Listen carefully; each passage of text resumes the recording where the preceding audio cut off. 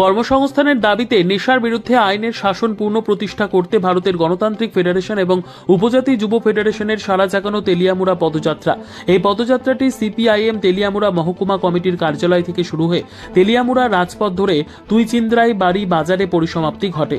এই যুব পদযাত্রায় উপস্থিত ছিলেন ডিওয়াইএফআই রাজ্য কমিটির সম্পাদক নবারুণ দেব, টিওয়াইএফ কেন্দ্রীয় কমিটির সভাপতি কৌশিক দেব বর্মন, ডিওয়াইএফআই তেলিয়ামুড়া মহকুমা কমিটির সম্পাদক অভিজিৎ দেব, সিপিআইএম মহকুমা কমিটির সম্পাদক সুভাষ নাথ সহ অন্যান্যরা।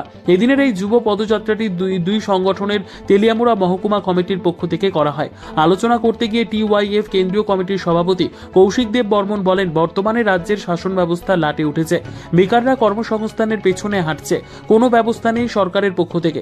যুব সমাজ আজ নেশার কবলে, ধ্বংস হয়ে যাচ্ছে যুবক যুবতীদের ভবিষ্যৎ।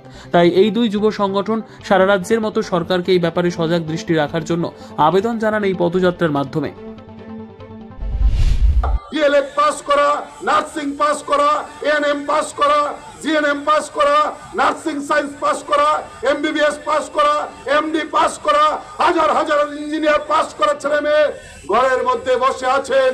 2018 সালের আগে 2017 সাল পর্যন্ত যে ইঞ্জিনিয়ার নিয়োগ হয়েছে আমাদের রাজ্যে, 2018 সাল থেকে 2024 সাল একজন ইঞ্জিনিয়ার নিয়োগ করেনি।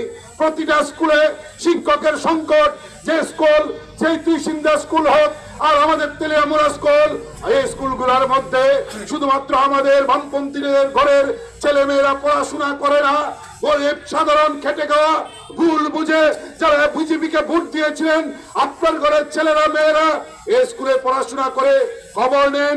1 2 3 5 11 12 একটা ক্লাসে প্রতিদিন স্কুলের মধ্যে ক্লাস হচ্ছে না। কেন স্কুলের মধ্যে শিক্ষক নেই? কারা ক্ষতিগ্রস্ত হচ্ছেন?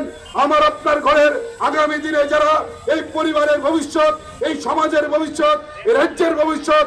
নতুন নিজস্ব প্রতিনিধির রিপোর্ট, দুরন্ত টিভি।